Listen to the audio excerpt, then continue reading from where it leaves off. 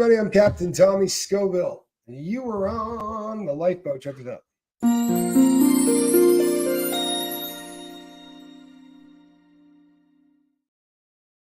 I dig that, and that was a Mark Wages creation. And sadly, I didn't get to it. I was having a conversation with somebody that maybe I shouldn't have been having a conversation with.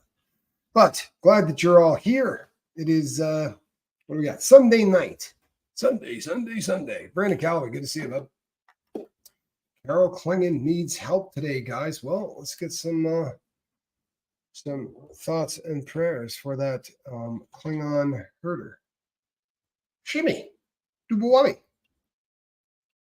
Good to see you. Good to see you. All right, peeps. Today, you know what we're gonna do? I'm gonna tell you a little story. I been getting a ton of emails from concerned individuals, and I love them. I love all of you. I really do. The fact that everybody just wants this thing. Hey, DJ Daddy-O, good to see you, man. Nice to see you. Mr. T is nice. Oh, that's awesome. That is awesome. Did you catch that? Just coming over from Mike Render's channel, and he told us about the results of his PET scan, all clear. Now he just keeps taking the good medicine that keeps away the driver of his cancer. I love it. That's awesome. Couldn't be better news. It was, his diagnosis, I think, was tough on everyone in the community, but that's awesome.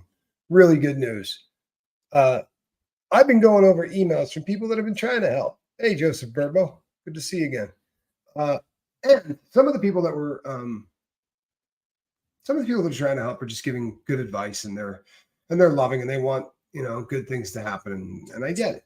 And then every once in a while, you'll get a piece of advice that sounds like they're not doing platitudes, and they're not sugarcoating things, and they're gonna put some stuff out there that they think might benefit you, right?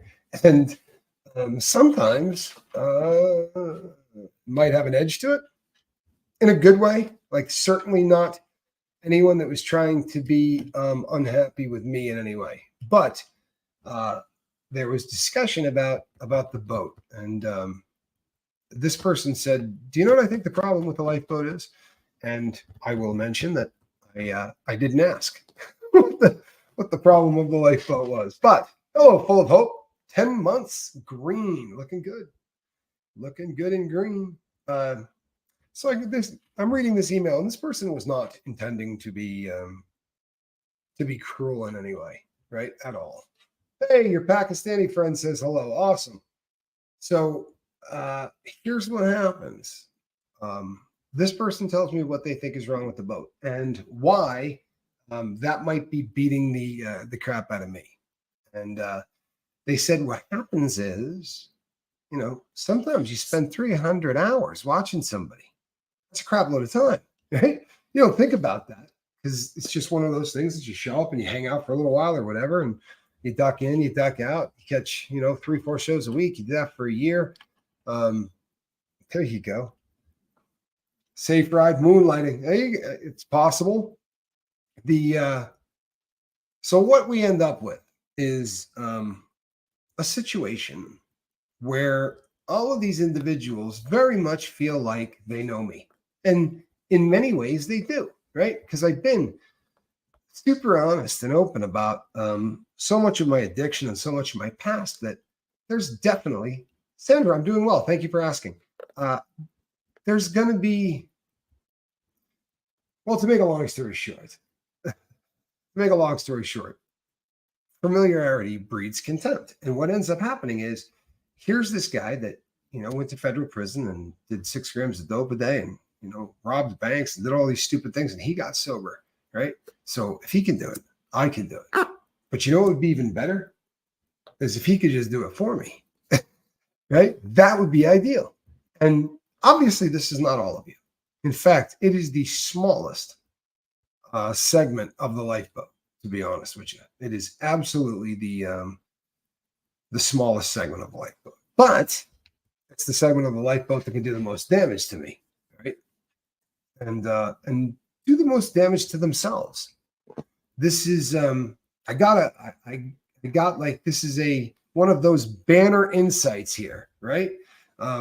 This is a good one. I think that that for me, this is huge, because nobody on this boat have I ever gotten sober. Did you catch that? I have never gotten somebody sober. Whether your drug of choice is alcohol, whether your drug of choice is cocaine or heroin, or if I helped get you into medical assisted treatment and the boat paid for it or whatever, I did not get you sober. Q did not get me sober, right?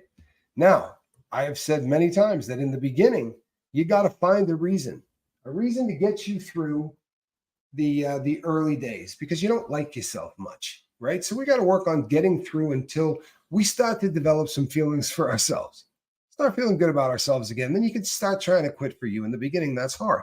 But the truth of the matter is, if you are not ready to quit, though, I don't care who is sitting in this chair, or broom that. I leave this chair and come to your house and move in. There's nothing I can do to help you get sober. You have to be ready to get sober. Seems pretty basic, right? But it's really easy to lose track of, especially if you look around and you see a bunch of people who definitely know me better than everybody else, right? These people seem to really know me, right?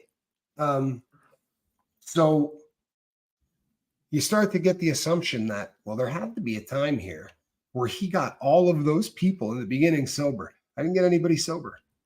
I've never gotten anybody sober. The only person that I have ever gotten sober was me, right? And it took me 46 years.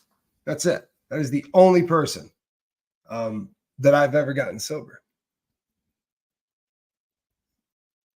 I'm this myself with the help of others. Still me. Damn right it is, Rose. Well done. And you know what? It's all of you, right? It's all of you. I love the fact that people say, the boat really helped me. That's what the boat's here for, right? This is a peer support group. The idea is that we are here to help anybody that's suffering from anything, right? It's trauma related. If you are feeling like you're suffering, then you need to let people know. You don't need to suffer in silence. Suffering in silence is deadly. I mean that. It's deadly. It can do things to you that will make the rest of your life very, very uncomfortable. And that shouldn't happen. There's no reason whatsoever that you should suffer in silence. Do you know why people suffer in silence? There's only a couple of reasons. The first one is that we feel like we're broken. And that's an embarrassing thing, right? Balake, good to see you. If you're going to say to somebody, you know what, I need some help. Really? What's wrong? Well, I'm addicted to heroin. That's not an easy conversation to have with anybody, right? That is the point at which you are going to feel about as low as you've ever felt. Your pride's gone, right? All of the things that kind of made you, they're gone. And you're standing there, figuratively speaking, as naked as you will ever be and as miserable as you will ever be. It is a very, very tough thing to do. So to have a place where you can come and nobody is going to make you feel that way, right? No one's going to make you feel that way. That is massive. And that absolutely helps in a very big way. Steve kind of nailed that, didn't he? This is an honest room, right? Admitting you need help is the first step. Absolutely. I believe that, whether you believe in 12-step programs or you do not. If you do not think that you have a problem, well, then you don't need a solution, right? You don't need to be here, right? No problem, no solution. There's nothing to worry about. But if you absolutely have come to the realization that you got a drug problem, right?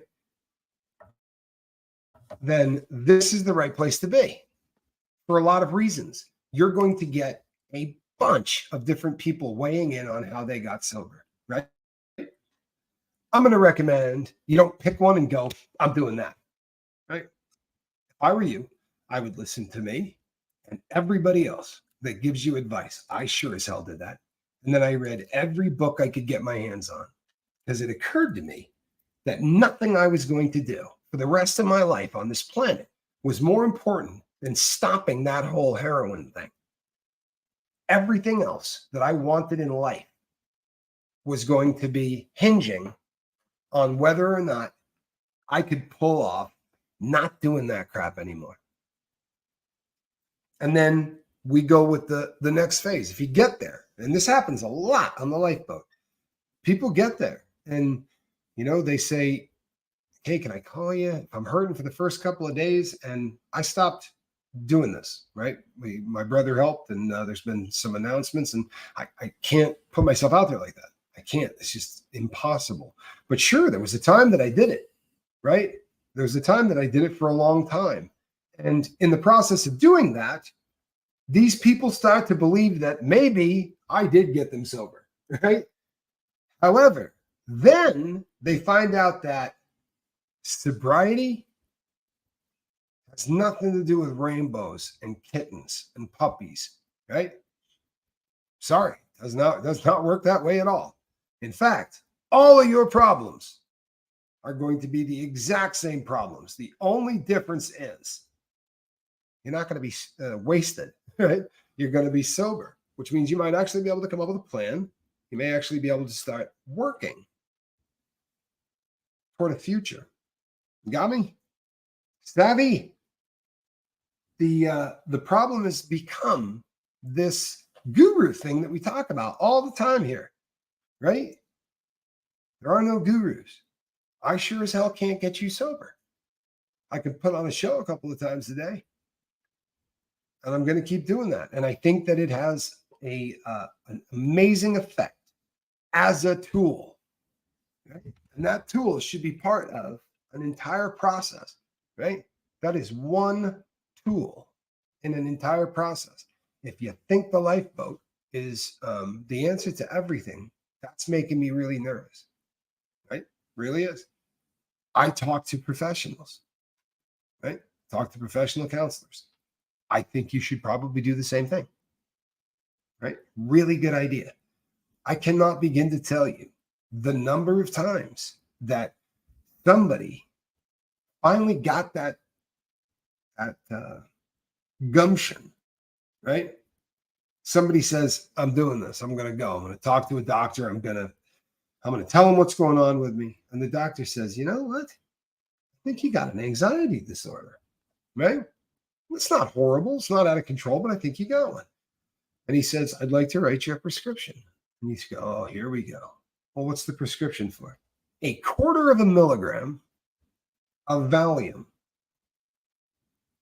Right? 1/40th of what a normal pill would be. I know somebody that this happened to. And fixed them. Literally. Like this was the end all and be all. Person no longer takes that because after getting assistance and learning what to do when a panic attack comes, right? Having that little 1/4 milligram, people, holy hell, I used to take that stuff like 60 milligrams at a time. You never know. There may be one itty bitty small brain chemical that's off. They fix it. Life gets fantastic. Wharton Thistle, good to see you, bud. Glad you're here. Hope you're doing well. Are you following me, people? Are you seeing where I'm going with this? It's accountability time. And sadly, when I started the Lifeboat, I probably spent a month, maybe more, saying, you know what? You better own it. Right? You better own your past. That's super important, right? You better own your past. People say, well, it causes a lot of guilt, and guilt is always what drives me back. You want to get rid of that? Deal with all of that right in the beginning when life sucks. Don't deal with that when life is fantastic, right? I promise you, as you start to get sober, maybe start working through all of those things that you don't want to start working through when you're on solid sobriety footing. And the first time you start feeling horrendous, you're in danger. Right? Boy, I worked through all of my crap while I was trying to go through the sobriety thing. I had a lot of time on my hands, but I spent the first couple of years aggressively journaling and aggressively trying to do whatever I could to take my life back. And I'll tell you, I don't know that. Hey, Snotface, I don't know that I would have been able to do what I do, and to do what I did to get sober without Q. Let me rephrase that. I would not have been able to get sober without Q. I wouldn't have. He brought me something that I had never seen that worked for me, right? And he made me believe that it was possible. I couldn't have done it without him, but I did it. Right? Q didn't do it for me. I did it. Now, I think what happened, as always happens, is I was ready. Right? I was ready. I had been stabbed in the stomach. I'd gotten my Dear Tommy letter, right? On my birthday. It was a great day. I was ready. I realized that at my age and where I was in life, that this was it. Right? They're in the third shot in the feds. That's retirement, right? I catch a third one in the feds. I'm never getting out. And the realization of that was one of the great motivators, I promise you. CK, Tommy, I made a Facebook page. Now what? Do you have to accept or something?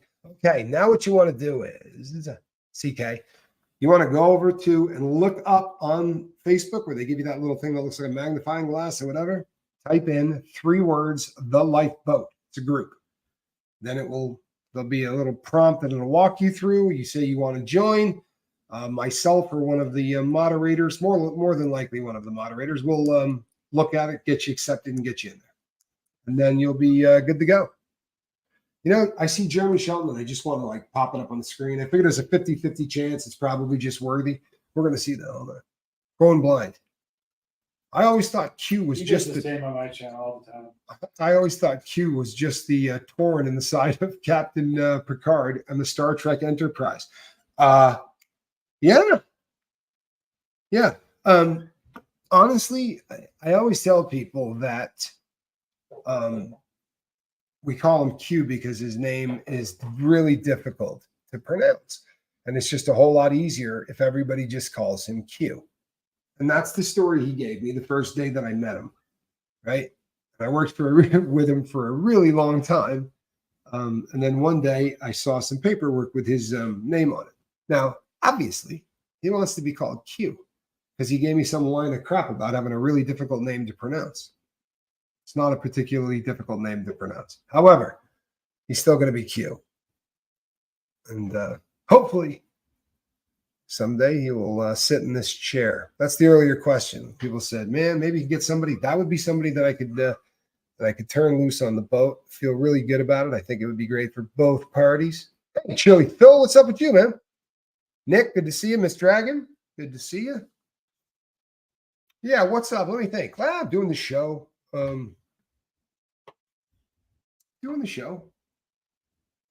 Rearranged the room. I don't know if you've noticed. The feng shui was I started looking around the office and I said to my brother, I said, hey, what do you think of the feng shui in the office? And he came in here and made some reference to the fact that feng shui was wanting. It was wanting. That perhaps the entrance to the office may have accidentally been put on a fault line that had something to do with the head of a dragon, or was it the tail? It was the tail, I'm pretty sure. It could have been one end of a dragon. Apparently, we had set everything up just completely wrong. So it's been re-feng shuied. The arrow sign is gone, Terry. You know why? If you've been here a while, I used to do this one a lot. Like, if you don't like it, get out. And you know something? It's kind of bush, honestly. It's kind of bush league. So I have that sign now. Yeah, he's going to do it now. He'll take care of it. He's just going to come up behind you with the sign. Exactly. Right? Yeah. Andrew the Heat Seeker Boyle, he's talking about rent. I never understood why rent is paid weekly. But that's just that part of the world thing. Because I remember renting a house over there and it was brutal. We did that thing on Kumbala Road in Dover Heights, Eastern Suburb, and this was 1992, and I think we were paying like $1,500 a week in '92.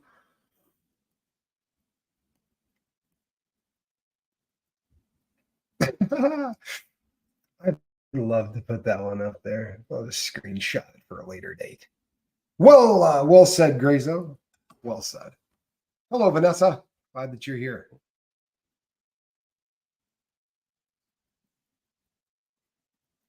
Well, Scoob, you need to talk to your boss. Show him what the doctor wrote. That's bad form. If they start going against doctor's orders, good things happen, right? Like you get an attorney and start owning the place. True story.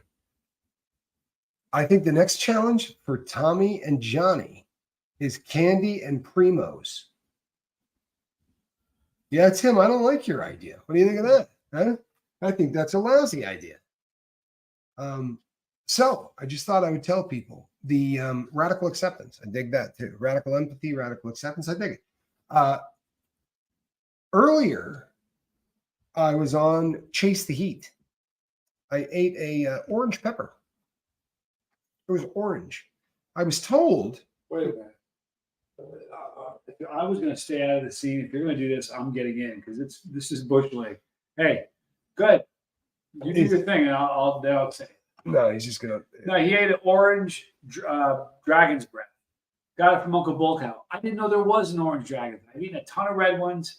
Chocolate dragon's breath. Never saw an orange. So when Bull Cow sent me them, this is all it said, and he'll testify to this.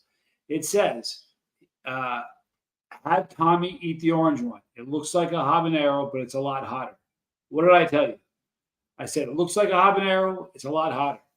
And what it was an orange dragon's breath. But I had no clue. I wouldn't do that to you. Just in case you haven't had one, orange dragon breaths have some unique things about them. They will attack your tongue at the same time they attack the back of your throat. So it has kind of that Reaper kind of a thing going on, except it's got a little bit of that tattooy stuff on your tongue. And the capsaicin cramps on a scale of 1 to 10, pretty solid 8.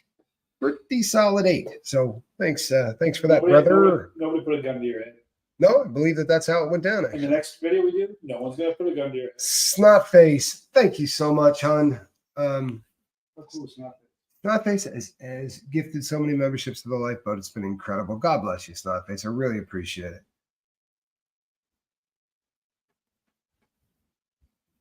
Wow.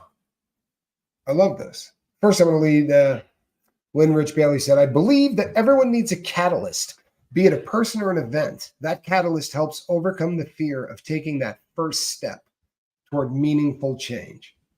Boy, oh boy. You went yard on that one. Seriously, if we were giving ones out, that was called the shot. Excellent comment. Truthfully, excellent comment. And thanks, Snotface. I really appreciate you. Up there. And then Henny. This is another good one. Snotface, you're the best. How about this? Tommy, I felt embarrassed to admit my issues.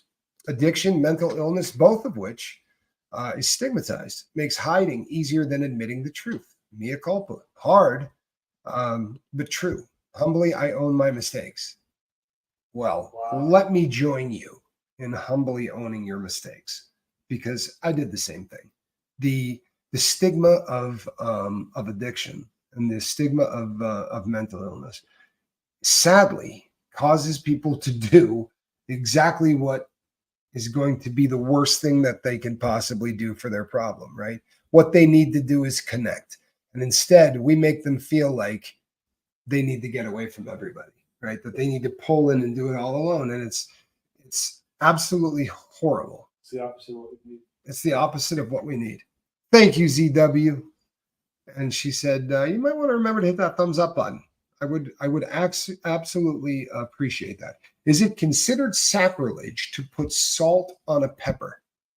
No, I love salt and peppers. In fact, if you take shishitos and you put I beg your pardon? You heard me. And you It's a family show. You heard me. Just a drop of olive oil and some salt. Throw some pepper into it. Yeah, it's delicious. On that, what kind of pepper was it? Shishito. Listen to me. It doesn't say that stuff I make 'em up. over on his channel. Comes over here and starts being a potty mouth. Yeah, he salts them. And this is I'm not sure if you knew this, but he eats a lot of peppers. He's kind of known for it. So if he says you can do it, I think you can do it. Who would lie to you? Jeremy Shelton says, "We are all happy for your support, Tommy. There won't be any money. But when you die on your deathbed, you will receive total consciousness." You gave up too much. You just showed too much. So I got that going for me. Which is nice. He just showed too much. I know exactly who he is. Which is nice. You know who you are, Jeremy. Yeah, you're a rebrand. I'm not mad at you, bro. We grew up together. Yeah, I'm cool with you. I really am. I love it. Good evening, Captain Tommy and Johnny. He is here. Joni gifted 5 Lifeboat memberships. God bless you. Thank you, Joni. There'll be no money. There'll be no money. But when you die. So I jumped ship in Hong Kong. You know, Looper, Pro Jock. First guy they give me, the Dalai Lama himself. Big hitter. Eighth line. Long hitter, the Lama. Gets up on the first tee, hits with about 285 yards to the foot of a glacier. Long hitter, the Lama. Great scene. And all ad-lib, by the way. All ad-lib. Oh, so good. Buck Buddy says, Tommy, I'd think twice about boiling those 100-year-old eggs in your new place. Make a campfire in the backyard by the Sistroming pile. This It's a good thought. is someone that has played Capital before. thinking right there. Yeah, for real. Absolutely executive thinking. Proud of you. Now, I'm just going to rethink the concept of eating that egg. You can think it. You can't rethink it. You've already committed to it. You're on things. You're not a coward. First of all, I don't remember committing to that. You're on video committing to that. Oh yeah. Nice try though. Yeah, I'll need to see that video. Yeah, I'll we'll show have you. to check that out because he'll do anything he can to get me to burn myself because that's how he gets down. Burn. We're talking about a 100-year-old egg. No burn involved. That's a burn. Trust me, that's burn. We'll throw some hot stuff on it if you want. I'd like to throw some gasoline on. Anyway.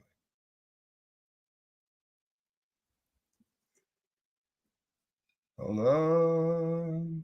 Christy's reading your mind. That's always impressive. So it was Jeremy Shelton. Yeah, yeah. Jeremy Shelton. Sure, Jeremy. Placing light on anything is better than having it in the dark. You get us? And this is exactly what we're talking about, right? Because what happens is if you stay in the dark, if you take all of that and you pull it inside, you will begin to eat yourself. No man is an island. No woman is an island. No man is a rock, right? One of the things that we need most in life is to connect with people. It is a basic necessity, the same way water is, the same way food is. Honestly, connection is massive. And we bail. It's a problem when you stop drinking water, you know it. When you stop connecting, you don't really feel it. Before you know it, you're so deep, it's not funny. Well, and it's self-fulfilling, right? You start to withdraw and it makes you feel uncomfortable. And when you start to feel uncomfortable in your own skin, what do? You withdraw. Makes you more uncomfortable. And it's amazing when I had a person last year that I worked with for a while, and then they left the boat. And we're friends. They just, I guess, got to a point where they had enough out of it. But the struggle, I think the constant struggle that so many people, Russ, my goodness, man.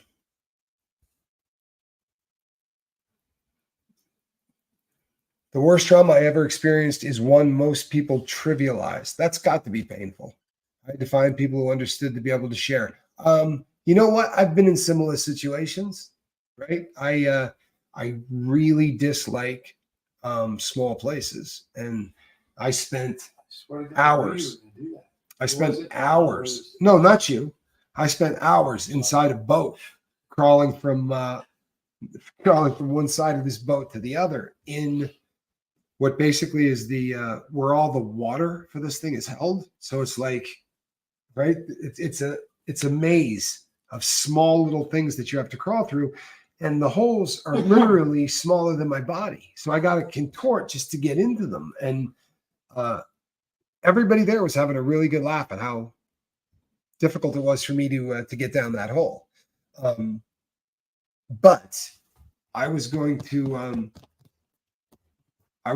finish that job because I had been a junkie my entire life, honestly, my adult life of work, and I had never given a boss a decent shake. Right? I was always there. I was always wasted, and usually I was ripping them off. If not by stealing their stuff, by at least getting paid to do things that I certainly wasn't doing at the skill level that I was capable of. Right? That really was the reality. So when I got there and they said, you're going to need to do some small places, I said to them in the interview, oh no, I can do small places. I really was thinking like elevator. We were not on the same page. They were thinking phone booth on its side. For you millennials, that was a thing they used to have on the side of the road. It was like a clear plastic box that you would get into, and then you drop 2 quarters into this phone, and all it did was phone. Like you couldn't look anything up on it or anything, so it wasn't a computer; it was an actual phone. It's fascinating. What? You were in the dark in that phone. Would it have been as scary if it was light? I had a light, and the light went out, and that was one of those things that it started to go dim. It never went completely out. Light is very good. But when that light started to go out, I realized how far I had to get to go get more batteries. It was really, it was bad. It bummed me out, and mischief. My goodness, there's a joke that is not ready for prime time. No, I appreciate you. It's actually fairly funny, but I didn't say it. That's maple syrup, by the way. Best phone booth scene, Trading Places. You're right. When he does the pardon me. Yeah. Then he says something you can't say on the Lifeboat, but it is excellent. It's a great character actor. I remember seeing when he passed away, and I was really kind of bummed out by it. Z-Dub, everybody, and I do mean everybody, is here for you. Zen Wen has been maybe just the fastest person I've ever seen acclimate to the boat instantly. Like Zen got here and it was like the bus too. I couldn't remember a day when she hadn't been there. That's always really cool. She's on 2 vehicles that way. Technology like that is confidential. That could be the case. Tommy means the burn from the other end. As far as this whole pepper thing goes, look at what she's doing with her foot. Yeah, I mean, I'm Johnny's brother, right? So I'm gonna get hosed into eating hot things. It's just, that's how it goes down. And I'm the comic relief, right? Because not only does he not burn, he digs it. And I've been really honest, man. Yeah, I don't dig it. I don't like burning. I hate it. It hurts. Don't send me in there, coach. Right? I feel like the kid from the Bad News Bears, right? I got my older brother saying, you got to go in there and take one for the team. Just lean in and take a fastball, right? We need you on first base. And then I end up doing the Johnny, man, I don't want to do that. Come on, dude. It hurts, man. And it hurts. And then he says, well, we could eat this, 200-year-old egg that somebody defecated on, and we left it at in a microwave oven on the side of the road for 3 weeks. Yeah, Andrew thinks you love to chug a slam. You know what? Honestly, yeah, I don't think you like that. No, I wouldn't. But if I had to do liquid for me, I kind of prefer it. Oh, it's just instant gut problems. It is instant gut problems, but at least it doesn't sneak up on you. You know what I'm saying? You're gonna get smacked. Tommy crawled to freedom through 500 yards of hit and came out on the other end. Nice reference. I was on a really beautiful boat that was a government vessel, or at least was paid for by the government. And it was a boat that went out to do like exploration of the seafloor and things like that. So it was a research vessel and stocked with food and everything you could ever want, except they had some water with the, they had some problems with the water tanks. There was rust. And my job was to go in there and find the rust, get rid of it, and paint it. And you know what? There was nobody that could prove I did it or didn't.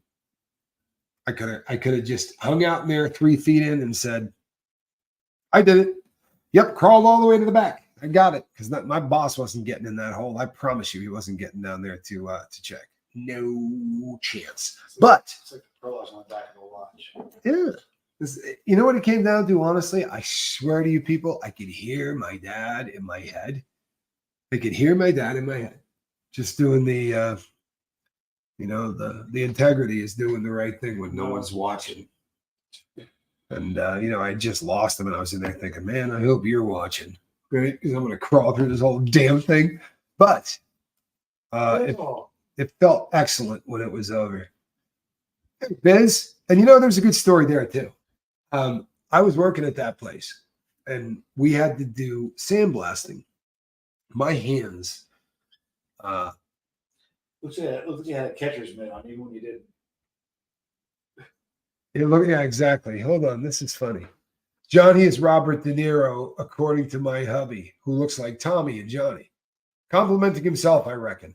Johnny does look like Robert De Niro. And there were times, he doesn't as much now, but there were times where he really looked like him. Early on, like taxi driver days, like when you were young, I know. I'm not going to. Yeah, Taxi Driver was crazy. Taxi Driver was a rugged movie. And back then, that's what my brother looked like, especially like in high school. He really looked like him. It was creepy. Don't think I didn't work that. You know what? You know what, Snotface? I love that. I really do. So sometimes it's a good time in your life and you just want to share. It's something that is unique to the kind of people. Yeah, you talking to me? The kind of people that find their way to the boat. There's a reason that. Thank you, Snotface. God bless you. There really is a reason that, you guys move so fast. If I knew how to slow this chat down, I would do it. I am not the brightest bulb, but you know something? I've got some people now that are going to be helping me. Some people that are better at this. That sort of in their wheelhouse in terms of their skills, and I will be willing to do some. Lend them some of my skill. I'll mow their lawn. You help me out. I'll knock out that lawn. I'm kidding. We'll get something done. I'll talk. See that? Mischief said it made me cry when I was gifted the other day. I really appreciate it. That's awesome. That's absolutely awesome. And I know what we're doing for the first one because, as it turns out, for the second time in 53 years, he's right. We actually can do a movie. And like if we put it behind the paywall and I don't try to do anything to make $1 on it, I'm not going to get a strike. So we can do a movie night. And the members, we're going to do a members only movie. You can play night. Music. You just can't try to make a dime. Yeah, well, I'm not going to. Yeah, I'm not going to make any. I'm not going to do any music. If I did music, I would have somebody from the boat. How many strikes you get? I had 1 strike, and it was a warning.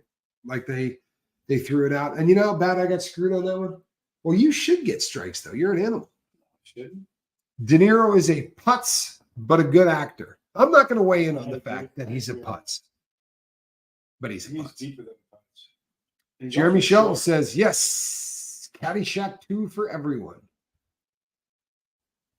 We know who you are, bro. One of these days, you know what? Remember that time we were in Vermont at Suicide 6? I'm going to tell that story, Jeremy, if you keep it up. Right? You remember? Keep it up. You remember we're standing right in front of the lodge, the fireplace there? Yeah. You had a hot chocolate in your hand and I didn't. Yeah. You remember that? Yes. I'm going to tell that story, Jeremy. Yeah. Keep it up, buddy. I know the drugs you were on that day, too. I know exactly who you are. I'm telling you. Yeah. Not fooling me. I once crawled through the turbines of an industrial rock crusher so I could climb to the very bottom and position the bottom sifting screen as they tightened it.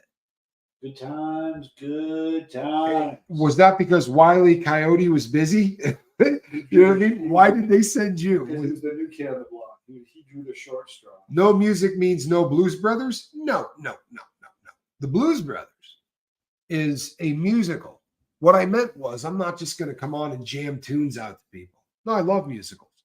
And the Blues Brothers happens to be, I mean, Probably seen that more than any other movie. guaranteed. If you wanted to pick a film that I've seen more than any other movie, it would have to be the Blues Brothers. I've seen it hundreds of times.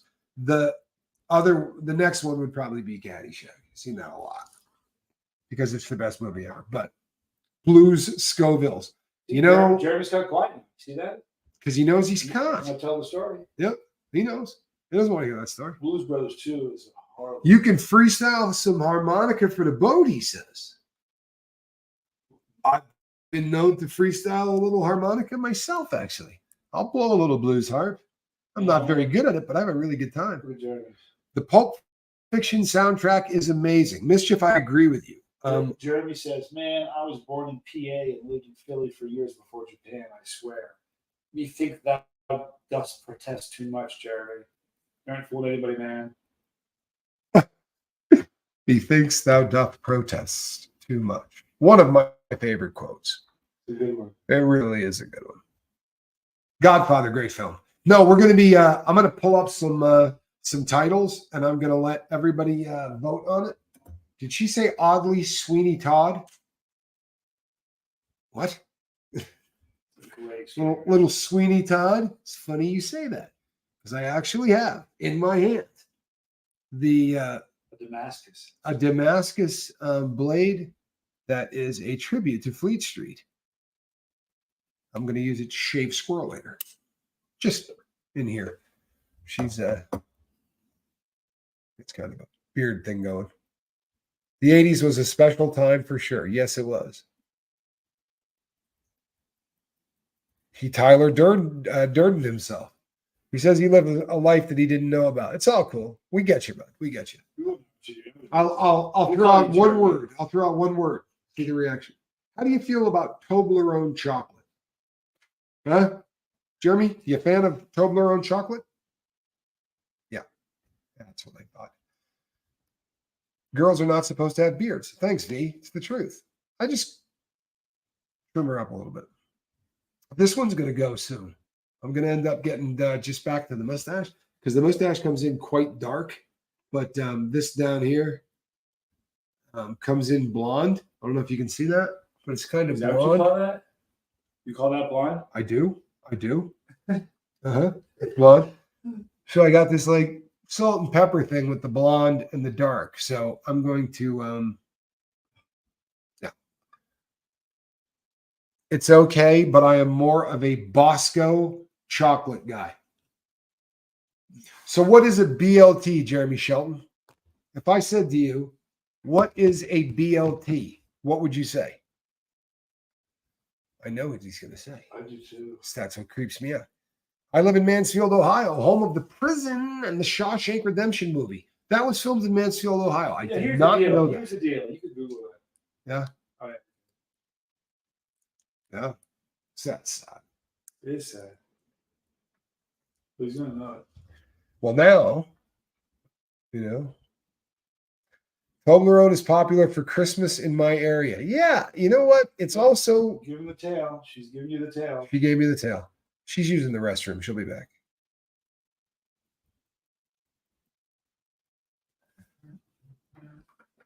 Bacon, lettuce, and tomato. Okay, well, that's logical, right?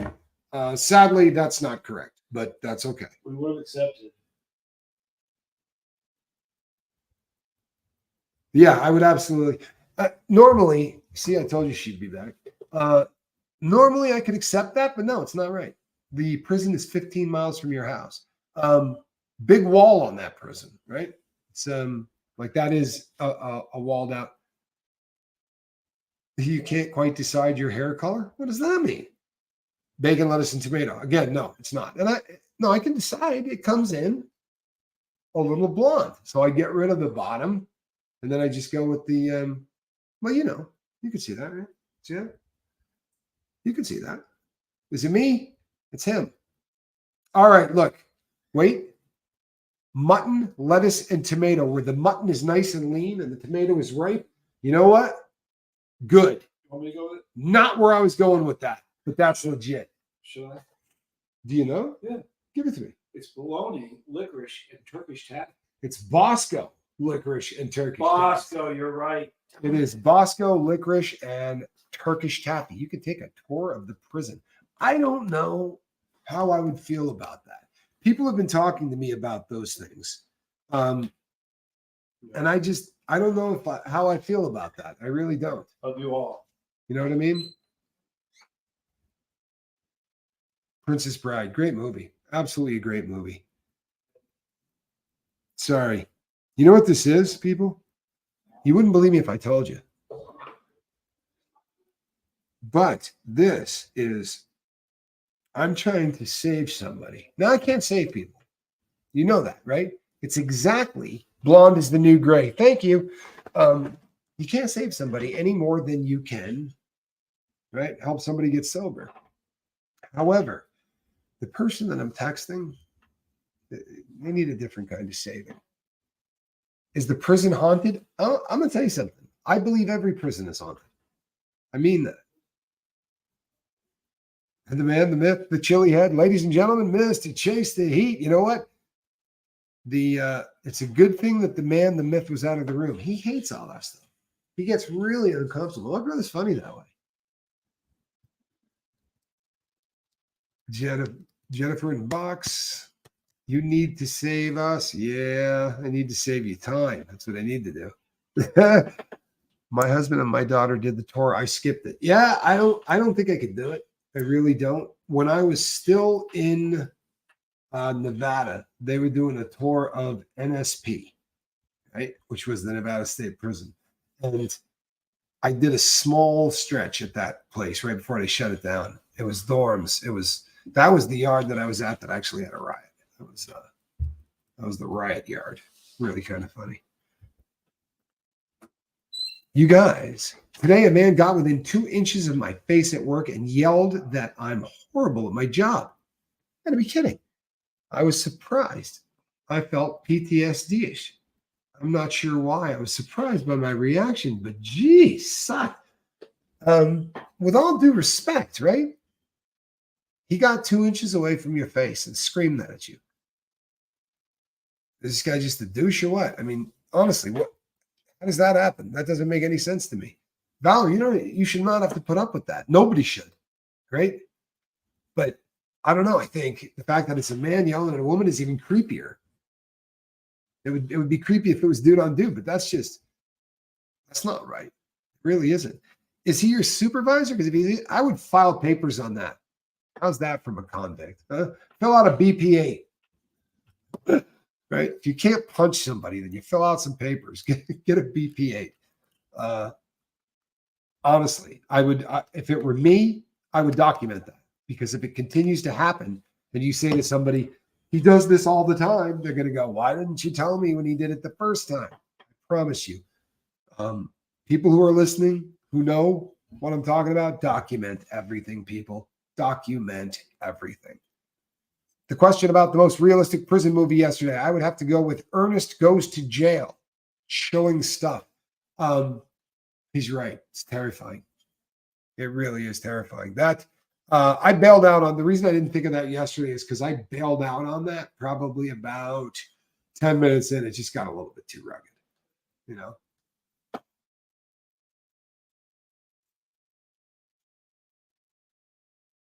So in the prison. Tommy, you're apologizing to me? What? Don't apologize to me. No, you're good, CK. Don't be silly. Don't be silly. At all. No, you're good. The Secret Life of Walter Mitty, the Danny Kaye version. Crazy Brumfield. Blown away that you brought that up. I had this conversation with somebody recently, and very few people ever saw that. version of The Secret Life of Walter Mitty. Obviously, the new one has effects that are so much better, but I think the Danny Kaye version is better. That's my personal opinion.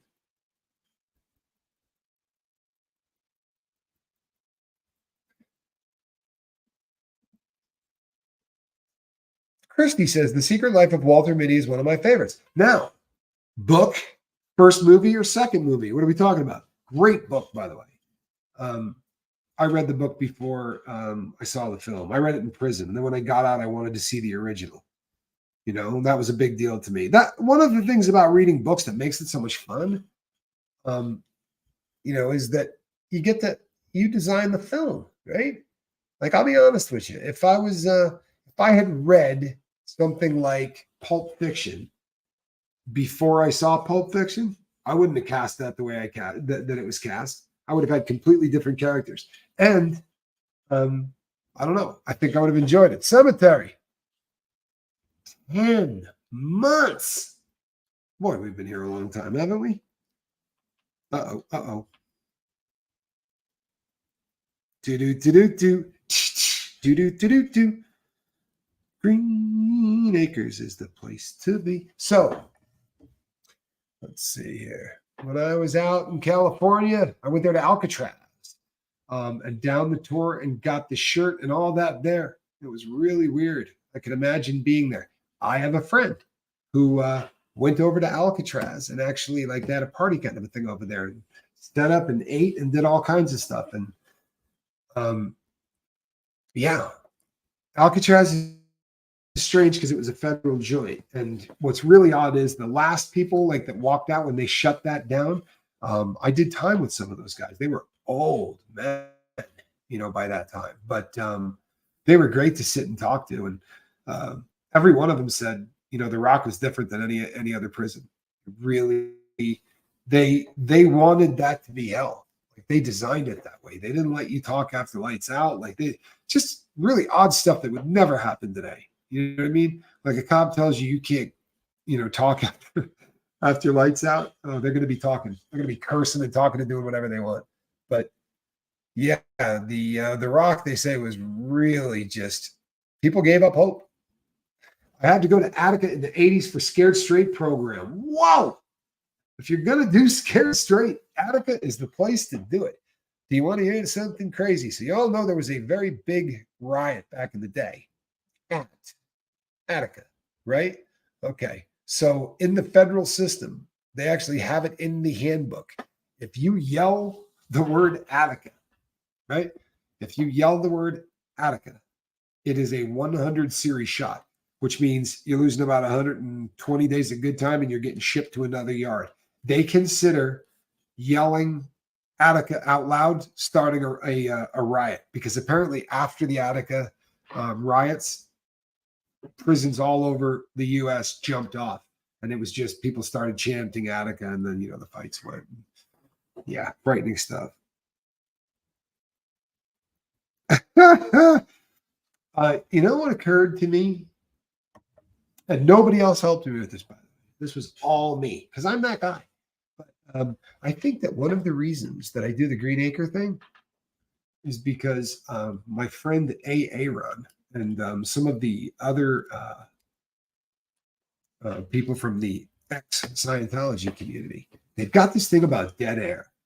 Right? It really bums them out. So when the dead air comes, I do the Green Acres rather than da da da da da da da da da da. So that way, those poor people don't have to sit there in silence thinking. They just simply can't take it. But if you know they're watching, like every once in a while, it's just fun to go.